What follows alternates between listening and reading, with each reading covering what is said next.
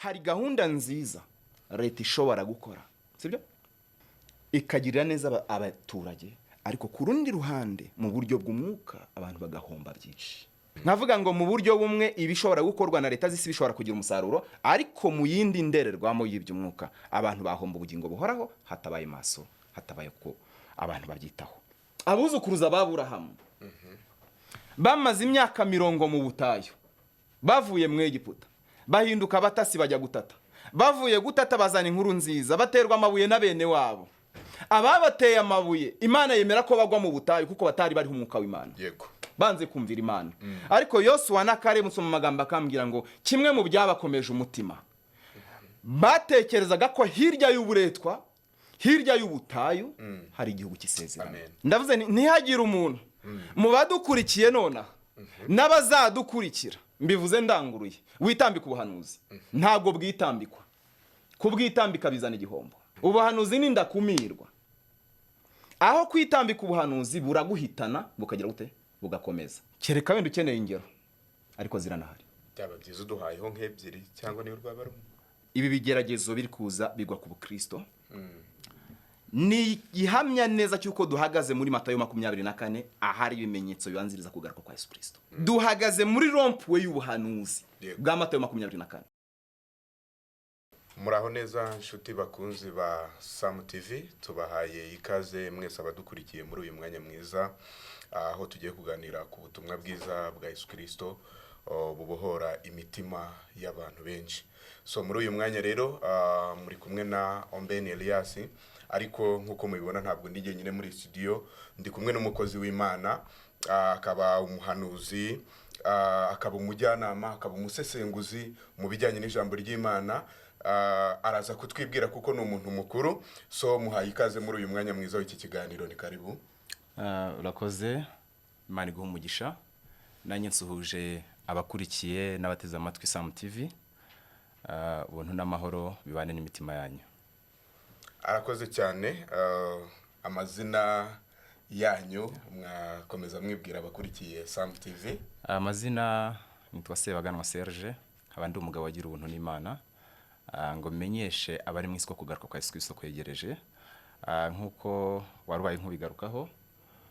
Nibyo ndumwigisha, ahubwo wenda izo profile zindushyizeho sinzi niba byari ngombwa cyane, ariko umwuka w'Imana uturiho azahamya abo turiho. Si umwanya mwiza wo kwivuga ibigwi, ariko Imana iduhire. Urakoze. Arakoze cyane. Umukozi w'Imana ntabwo twari kubura kubyongeraho kubera ko n'ijambo ry'Imana ravuga ngo abo kubahwa tububahe, kandi kuko niko biri. So dufite topic nziza tugiye kuganiraho muri uyu mwanya rero, ariyo mpamvu mbwira abadukurikiye ngo mube hafi, mutwegere, hanyuma ibitekerezo byanyu turabikeneye. Mushobora kuza kwandika muri comment, uburyo bwose mwumva mwadushyigikiramo mubukoreshe kugira ngo izina ry'Imana rirusheho guhabwa icyubahiro, kugira ngo abantu benshi barusheho kumenya ubutumwa bwiza. Hanyuma mu bundi buryo murushaho kudufasha, mwibuke gukora subscribe kuri YouTube channel ya Sam TV, ukibuka gukora share kugira ngo inshuti zawe n'abavandimwe nabo barusheho kumva ubutumwa bwiza, mukandika muri comment, nabyo birafasha. Imana ibahe umugisha. So tugiye kuganira kuri topic igira iti aho igihe kigeze muri ino minsi ya none, ukurikije uko ubutumwa buri kugenda bwamamara, cyangwa se uko Ubukristo buhagaze muri gihe cya none, ukurikije inkubiri navuga ziriho muri ino minsi ya none, ubona Ubukristo buri kugana hehe, cyangwa ubona abantu b'Abakristo bari kugana hehe muri iki gihe cya none? Ni karibu umukozi w'Imana kugira ngo utuganirize kuri iyo topic. Urakoze. Reka tujye mbere tubanje gusenga. Turagushimiye Data mu izina rya Yesu Kristo, tugushimiye umwanya mwiza nk'uyu nguyu duhaye ngo twongere kugaragara imbere y'ibyuma by'ikoranabuhanga. Tuzanye insanganyamatsiko igaragaza ishusho y'Ubukristo, aho bwerekeza n'icyo umukristo yakora. Turi imbere y'ubwiza bwawe nk'uko wavuganye natwe, ngo inuvugane natwe nanone, kandi utuvugiremo imitima y'abaduteza amatwi ihembuke. Tubyatse Imana mu izina rya Yesu Kristo, amen. Amen. Wari utangiye umikaze. Yego. Nanjye nguhaye ikaze, nubwo watangiye uvuga profile yanjye, ariko nawe nturi muto, nawe uri mu benshi. Imana ishimwe. Rero ntekereza ko tugiye kuganira kandi tukaganira neza. Yego. Umwanya wawe. Yego. Turakomereza rero kuri ya nsanganyamatsiko yacu twari turiho, tugira duti ese iyo ukurikije nk'umukozi w'Imana ukuri kureba ubukristo bwa none, ese ubona ubukristo bwa none buri kugana hehe? Ni gute uri kwibona nk'umukozi w'Imana ubasha kugira ihishurirwa, ubasha gusoma ijambo ry'Imana, ubasha kugira ibihe byo kwihererana n'Imana? Ese ubirebye ubona ubukristo bwa none muri iki gihe cya none burimo buragana hehe? Urakoze, ni ikibazo cyiza. Ubukristo bwa none reka mbanze mvuge ngo burimo buragabwaho ibitero. Yego. Ndetse mu mboni zabo umubiri biri kugaragarira abantu yuko ubukristo meze nk'uri gutakaza umurongo. Ariko reka mara abantu impungenge by'umwihariko abakristo. Yego. Ntabwo ubukristo buzigera buta umurongo. Birashoboka yuko abakristo bata umurongo. Ariko ubukristo ntibuzata umurongo kuko atari igihangano cy'umuntu. Imana yacu ihabwa icyubahiro. Amen. Hanyuma ukurikije uko utubwiye ngo ubukristo ntabwo buzigera buta umurongo, niko kuri rwose nanjye ndabihamya ko ntabwo buzigera buta umurongo, kubera ko na Kristo ntabwo ajya ahinduka. Hanyuma tumaze igihe twumva ibintu byinshi biri kuvugwa, haba muri gahunda yo kuvuga ngo insengero zigabanyuke, zifungwe zimwe na zimwe. Ese muri iyo ubona abakristo muri iki gihe cya none ni gute bakwiye kwitwara? Ese abakristo bakwiye gusohoka mu nsengero? Ese abakristo bakwiye kuguma mu nsengero ko ziri kugabanywa? Ese ni gute abakristo bakwiye kwitwara muri iki gihe cya none? Urakoze. Wenda ubaye nk'ubikomozaho uravuga uti insengero zigabanywa, si no kugabanywa gusa, zinasenywa, zitujuje ibisabwa. Ariko mbere y'uko wenda nagera ku buryo abakristo bakwiye kwitwara, nagira ngo mbanze ngaragaze ishusho y'ubukristo muri rusange. Yego. Abantu benshi bafite impungenge bakanakemanga ishusho y'ubukristo, ariko nagira ngo izo mpungenge zikurweho mu izina rya Yesu Kristo. Yego. Ubukristo ni bwa bundi. Uko umunyanazareti atigeze ahinduka, ijambo riratubwira ngo uko yari ari ejo n'uyu munsi niko ari. Imana yacu ihabwa icyubahiro. Amen. Ubukristo rero ntabwo buhinduka, ariko reka ngaruke ku bakristo. Yego. Abakristo barahindagurika, ndetse abakristo bata umurongo, ariko ubukristo buzabora buhamye kuko atari igihangano cy'umuntu nkuko nahoze mbivugaho. Ikindi kintu gikomeye nendaga kuvuga, birashoboka ko mu mboni z'abana b'abantu ubukristo bwagaragara nk'uburi kudandabirana, ariko mu izina rya Yesu Kristo ntabwo buzagwa. Imana yacu ihabwa icyubahiro. Mbaye nk'ujya mbere rero kugaragaza wenda ishusho y'abakristo, iyo ubukristo yo tuyivuyeho uko burahamye, ishusho y'abakristo yo buriya irahinduka. Navuga ngo ishusho y'abakristo ni nk'isosi y'inyama. Isosi y'inyama kera nkiri umwana nari nzi ko ihora itukura. Gasobanure neza ko kana. Isosi y'inyama kera nkiri umwana nari nzi ko ihora ari umutuku, ariko maze gukura nsanga naribeshyaga. Ahubwo burya isosi y'inyama ifata ishusho bitewe n'ibirungo. Ibirungo nibi icyatsi irahinduka icyatsi. Yego. Ibirungo nibi bitukura irahinduka umutuku. Kugira ngo wenda ibintu byumvikane neza, nagira ngo mvuge ikintu gikomeye. Ni ukuvuga ngo iyo urebye mu myaka nka 20 ishize, umukristo mu myaka 20 ishize, swat ya mu ADPR, ya mu Adventiste, yaba mu yandi madini hanze aho ngaho, yari umukristo ufite umwimerere, haba kumureba naturellement, umusatsi, imyambarire n'iki, ukabona ni umukristo nyine uhagarariye ubukristo. Yego. Ariko uyu munsi biteye ubwoba kubona umukoriste, mudiyakoni ushobora kuba afite iherena hano. Yego. Akagira amaherena abiri hano, akagira iherena hano. Hari ibindi bintu by'ibirungo byaje, ujya kubona ukuntu yasize hano naha. Bivuze ngo ni ikibazo cy'igihe no mu mboni banza bari buze gusigamo ibintu. Noneho ukavuga ngo ubwo uwo mukristo, niyo mpamvu navuze ngo nkameze nk'isosi y'inyama igira ishusho bitewe n'ibirungo. Kugira ngo iki kintu cyumvikane neza, wenda n'abaduteza amatwi, n'abaduteza amaso, n'abazadutega amaso kuri internet, iki kintu cyumvikane, nagira mbabwire ngo ishusho y'umukristo iraza guterwa n'umushumba umuhagarara imbere. Ndaguha urugero. Uyu munsi umwizera wo kwa Apostle Masasu, indangagaciro ze nuko agaragara, ushobora gusanga zitandukanye no kwa Apotre Mignone. No urugero. Sange bitandukanye na Apotre Gitwaza. Ibyo kandi bikaza bikongera bigahinduka umutwaro wo kwikorera ku batambyi cyangwa kuri abo bashumba. Kubera iki? ijambo rirambwira ngo ibyaha n'intege nke by'abakristo bizabazwa abashumba babo nk'aho ari bo babikoze. Hari ikintu nakunze muri iyi minsi itambutse, ikintu nkunze ndakivuga, icyo kunenga nkakinenga. Nongeye gukunda Apotre Gitwaza, nari ntuwe mukunda, rimwe na rimwe njya nkurikirana ibyisho bye, ariko nongeye kumukunda biruseho igihe yakoraga ivugurura mu church. Aravuga ngo abana b'abakobwa baza ahera Uwiteka bakaza bambaye amapantaro, bakaza bambaye impenure, aravuga ngo barimo baratera umwaku ahera Uwiteka. Yego. Narabikunze cyane, ndavuga nti Imana iha amahoro Apotre Gitwaza n'imigisha. Amen. Amen. Ndumva nagarukiraho ku kijyanye n'ishusho y'ubukristo n'ishusho y'abakristo muri rusange. Urakoze cyane. Mu yandi magambo utwibukije ko umukristo nyamukristo ntabwo akwiriye guhinduka, kuko na Yesu Kristo bwiwe ntabwo ahinduka, uko yararejo n'uyu munsi niko ari. Imana igumugisha. Hanyuma mfite ikindi kibazo gito yambise ngira, ndibaza ngo ukurikije ibyo byose biri kuba muri iyi minsi ya none, ukurikije uburyo ushobora kureba umuntu uzi ko ari umukristo, wamureba physical appearance iwe ntube wamutandukanya n'undi tubona. Yego. Ese abantu bitegitse nyuma y'ibyo byose turi kubona, abantu bitegitse mbere yuko nza kugera ku cy'abantu bari buze kwitega, ndabanza ngaragaze nibura naho ubwo bukristo twari turimo turagarukaho bwerekeza. Yego. Ubwo bukristo turimo turagarukaho burimo burateraganwa, ubwo bukristo burimo burarundwaho ibintu mu buryo bumwe cyangwa ubundi. Nagira ngo mvuge ko burimo burerekeza mu itanura, buri kwerekeza mu itanura, kandi ntabwo ari ibintu by'inzaduka.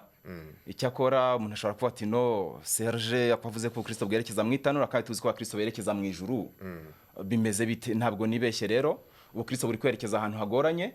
Icyakora ikijya kinezeza imitima yacu, kikanaduha imbaraga nk'abakristo, nuko hirya y'ibigeragezo, hirya y'imiraba yose iri kwikubita ku Kristo, hirya hari igihugu cy'isezerano. Ngiye impamvu tutajya ducika intege. Amen. Kimwe mu bintu bikomeye abantu bashobora kwitega nk'uko warubimbajije rero. Yego. Nagira ngo mvuge ngo abantu nibitege intambara yeruye hagati y'ikibi n'icyiza. Intambara hagati y'ikibi n'icyiza igiye kurushaho gufata indi ntera, kugeza ubwo n'umuntu utashakaga kubibona abibona. Ibi byose muri kubona insengero zafunzwe, ejo zagabanyijwe, byagenze gutya, ntimutekereze ko ari ibintu biri kurushaho gushyira ubukristo muri comfortable zone. Ono biri kurushaho gushyira ubukristo mu mpatanwa, biri kurushaho kwegeza ubukristo muri ya nzira Kristo yavuze. Matayo 7 aravuga ngo inzira nziza ku mukristo ni inzira ifunganye. Turi kurushaho kwinjira muri rya rembo rigize gute rifunganye. Naho ngaho ubwo rero nkavuga ngo tukiri ku cy'abantu bakwiye kwitega, abantu nibitega intambara yeruye hagati y'ikiza n'ikibi, nko nari mbikomojeho. Icyakora si n'intambara ya none, ni intambara yatangiye kera, ariko nagira mvuge ngo igiye kuba ku rundi rwego. Icyakora nubwo iyo ntambara igiye kumera gutyo, icyo abantu bakwiye kwitega ku rwego rwo hejuru, nkivugiye muri zitiyo za Zam TV, igihe kizagira abantu bayonesha amaso, ni imbaraga z'ubukristo. Amen. Imbaraga z'ubukristo zigiye kugaragara. Amakuru mfite, umurongo wose umuntu ahagazemo, uhagaze nk'uhakana Imana wamaze gusukirwa imbaraga muri isaha. Uhagaze nk'ubaha Imana akerereza Kristo nawe yamaze gusukirwa imbaraga. Izo mbaraga rero ebyiri zigiye gupezanya, ariko imbaraga z'Imana zigiye kugaragarira abantu. Imana ihabwa icyubahiro. Amen.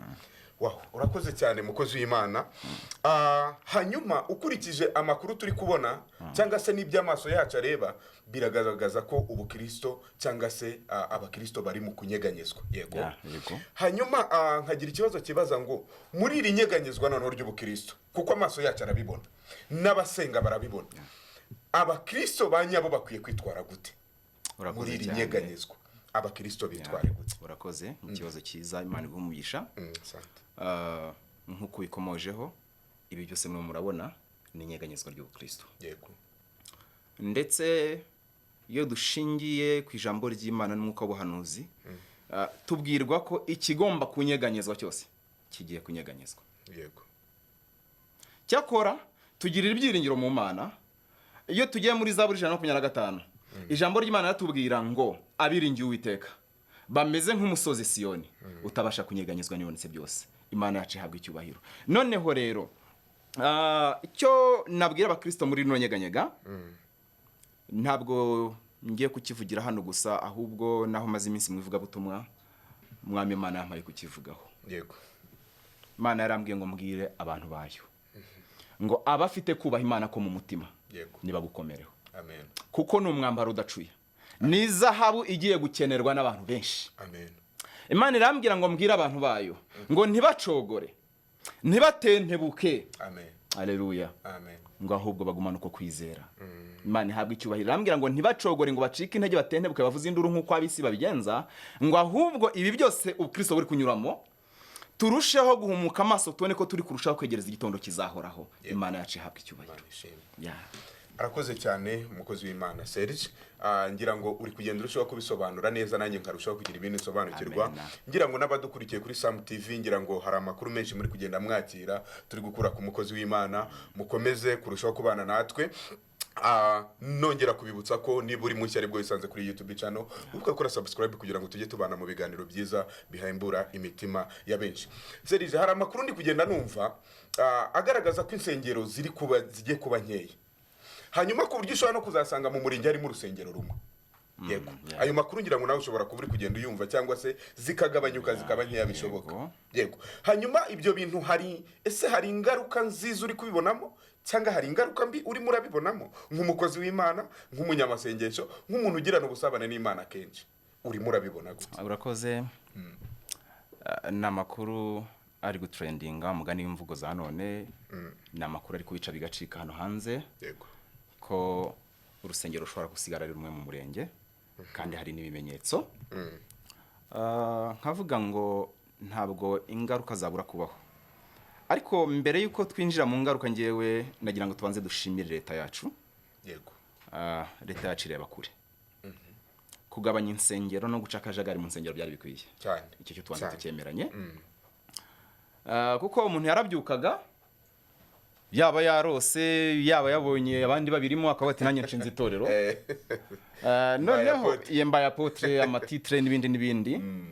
Ibyo bintu rero dushima Imana yuko leta yabikozeho bikagabanya ko kavuyo, kuko hari bamwe byashyiraga mu bukene mu buryo bumwe cyangwa ubundi.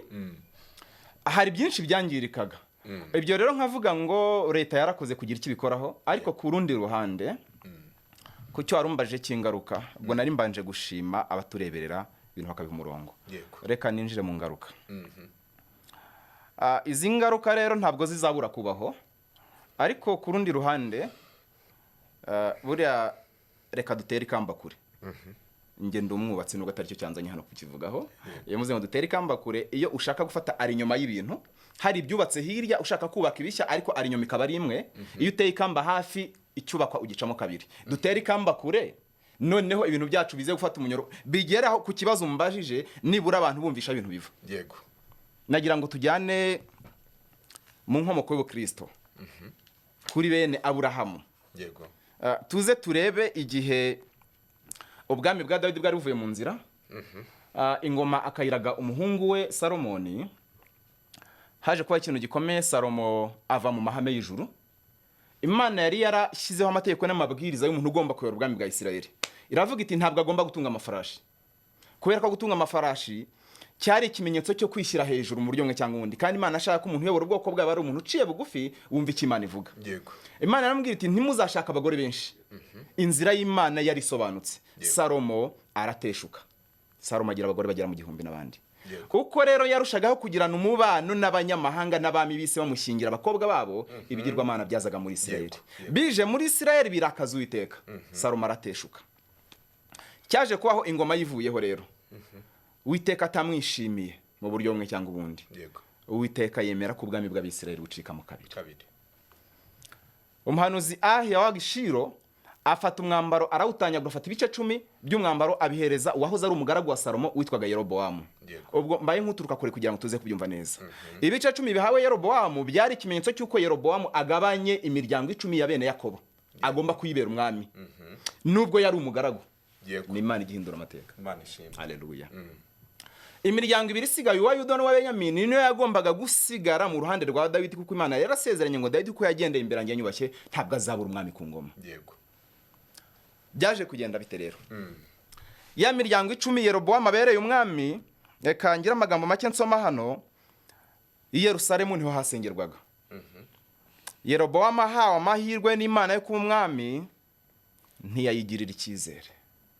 Umva abantu, Imana imuhaye ubwami, ariko ayitakariza icyizere, aravuga ngo aba bene Yakobo mbaretse bakajya bazamuka bakajya i Yerusalemu gusenga, byazarangira bongeye guhinduka bagahindukira ingoma ya Dawidi. Byerekezaga he? Umuntu aribwira akibwira nabi. Yerobowamu yahise arema inyana, ibishushanyo biri by'inyana. Arangije kimwe agishyira i Dani, ikindi agishyira i Beteli. Abwira bene Yakobo bererezaga Imana yo mu ijuru, yabavanye mu buretwa kwande kwa Farawo. Arababwira ati rero si ngombwa ko mukora urugendo rurerure mujya hehe i Yerusalemu, ni mujye muhinira bugufi turamye ibi bigirwamana. Ntabwo yaberekaga ko ibigirwamana, ariko nicyo byari bisobanuye. Ntavanye abantu kuwiteka, kuko imihango yose yaraberaga he i Yerusalemu, Imana igahabwa icyubahiro.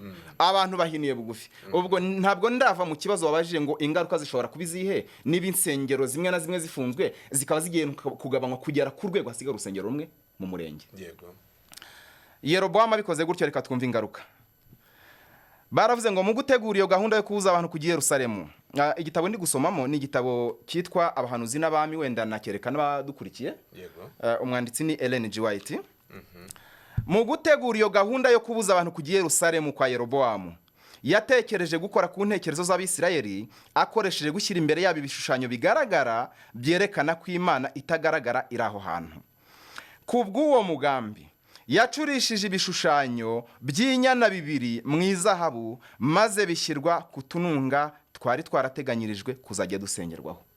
Yerobowamu aravuga ati mwigiye Yerusalemu ni kure, reka mbereke, reka duhinire hafi. Ariko ibyo akoze ni ibishushanyo, ari kuvana abantu ku Mana petit à petit. Aberekeza ku bigirwamana.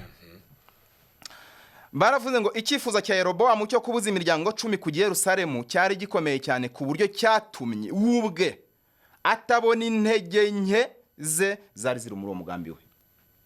Birikumvikana? Bivuze iki? Ntabwo ndibuze kubica ku ruhande.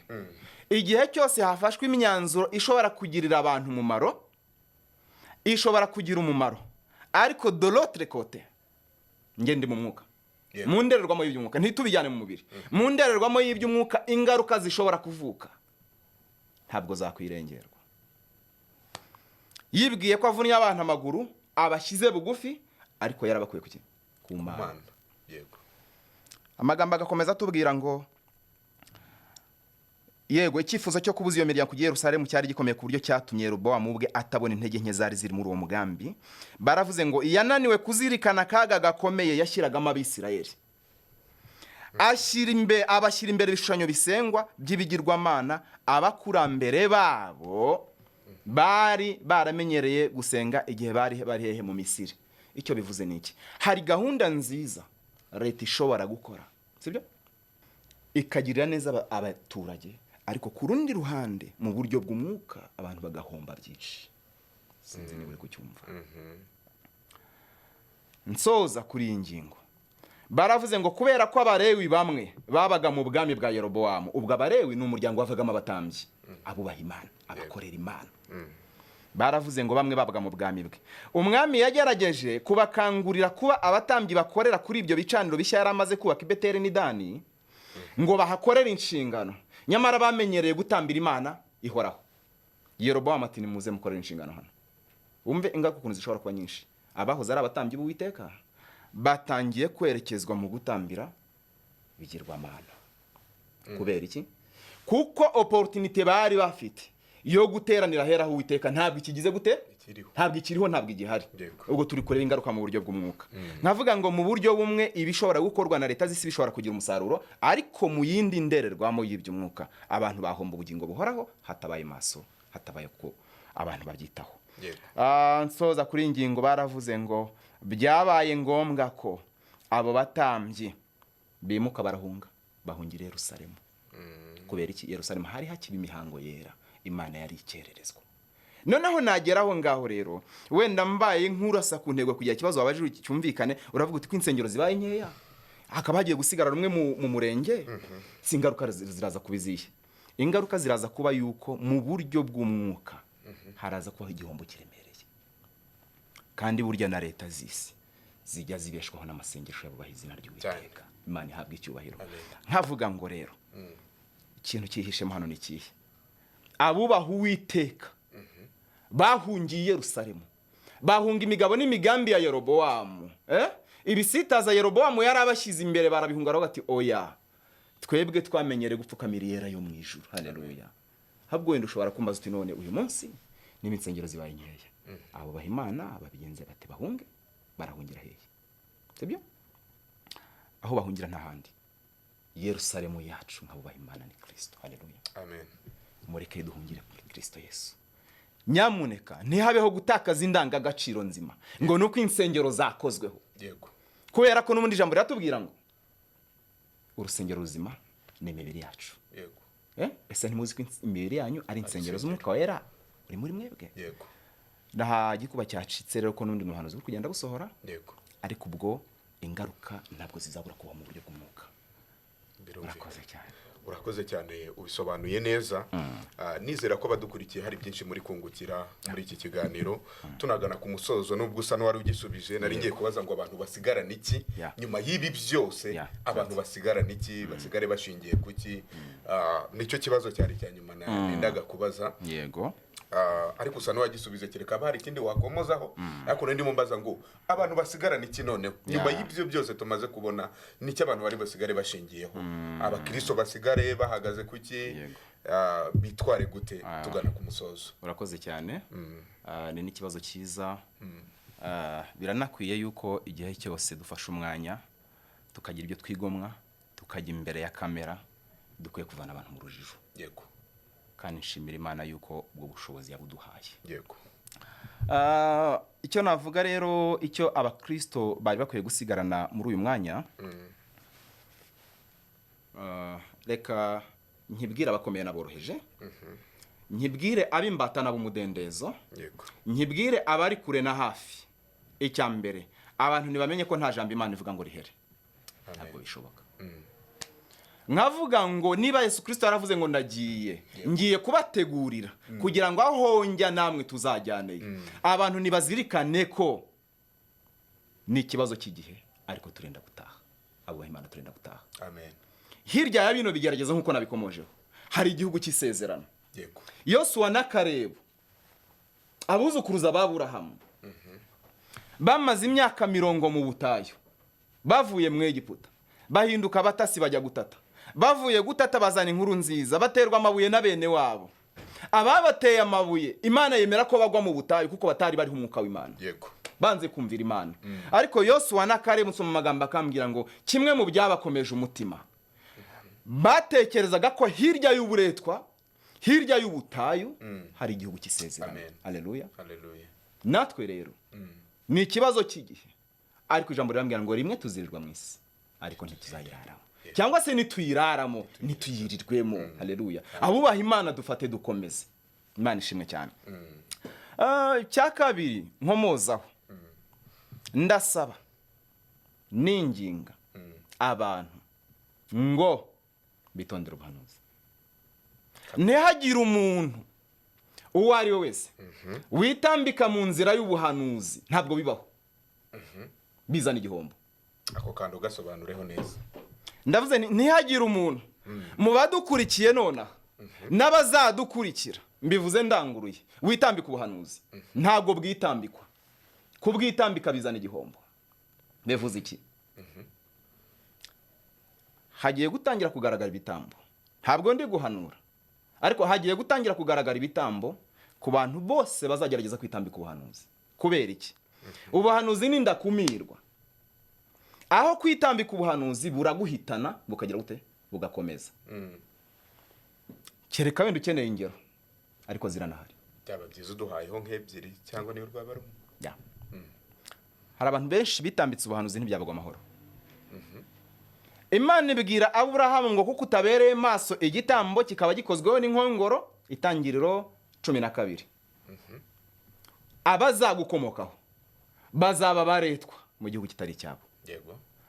imana avuga ngo bazamara imyaka 400 ari inkorera gahato ngo ariko nyuma y'iyo myaka haleluya amen nzibuka isezerano nagiranye nawe yego mbavaneye iya myaka igeze imana yibuka isezerano iravuga iti ubwoko bwanjye nibutahe nibujya mu gihugu nasezerano isekuruza saha imana yarigeze Farawo ati ntabwo bagenda agiye kwitambika ubuhanuzi urakoze cyane Farawo ati ntabwo simbarekura yagenze bite igihugu cya Egiputa cyarakubiswe cyo bita gukubitwa Farawo arakubitwa bigera ku cyago cya nyuma babirebe mu gitabo cyo kuvanwa mu Misiri uhereye ku gice cya 5 kugera ku gice cya 10 11 gutyo Farawo icyago cya nyuma cyamukozeho umwana w'imfura yarapfuye igihugu cyose kirashyingura buri muryango wose uburiza bw'amatungo amatungo abana b'imfura bose barapfa igihugu gihinduka umuborogo kubera kwitambika ubuhanuzi niyo mpamvu navuze ngo ndabwira bakomeye naboroheje abato n'abakuru ubuhanuzi ntibwitambikwe abantu nibareka ubuhanuzi bugere gute usohore aho ni hamwe bene Yakobo bageze mu gihugu cy'isezerano Yosuwa na Kalebu barangaje imbere Imana iravuga ngo muzagera mu gihugu mugihindure muzarya imbuto zacyo bagezeyo abami b'Abamori batishwe ntabwo bishoboka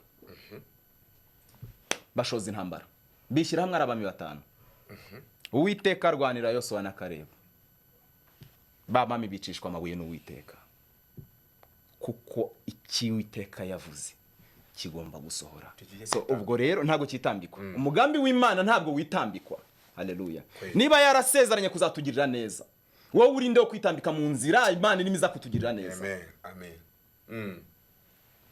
cyo ni kimwe twihuta tugana ku musozo hari ingingo nashakaga kugarukaho abantu badukurikiye nonaha n'abazadukurikira nibabanze bamenye ko iyi miraba ibi bigeragezo biri kuza bigwa ku Bukristo ni gihamya neza cyuko duhagaze muri Matayo 24 ahari ibimenyetso bibanziriza kugaruka kwa Yesu Kristo duhagaze muri rompwe y'ubuhanuzi bwa Matayo 24 inzara ibyorezo intambara za hato na hato ibishyitsi biri kumvikana yego ibyo byose rero ni ibimenyetso bigaragaza ko Yesu Kristo ari bugufi kugaruka niyo mpamvu dukwiye kugira imyiteguro mizima yo kuzasanga tutariho umugayo ubwo umwami wacu azatunguka ku bicu isomo risoza kuri izo ngingo kadusoreje ibyanditswe byera Yohana 4 tumwa bwiza uko bwanditswe na Yohana igice cya 4 uranyemerera duhere ku murongo wa 20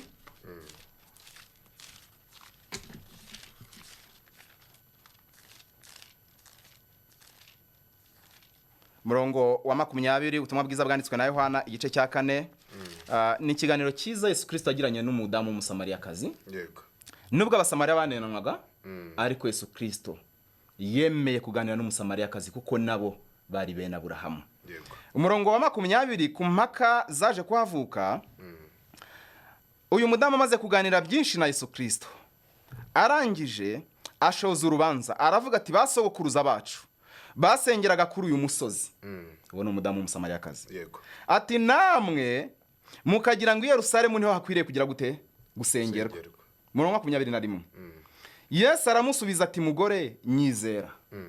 Igihe kizaza ubwo bazaba batagisengera data kuri uyu musozi cyangwa Yerusalemu. Yego. Cyo ni kimwe. Yesu amaze kumva impaka zizamutse mu musamariyakazi. Umusamariyakazi avuze ati igerizimu.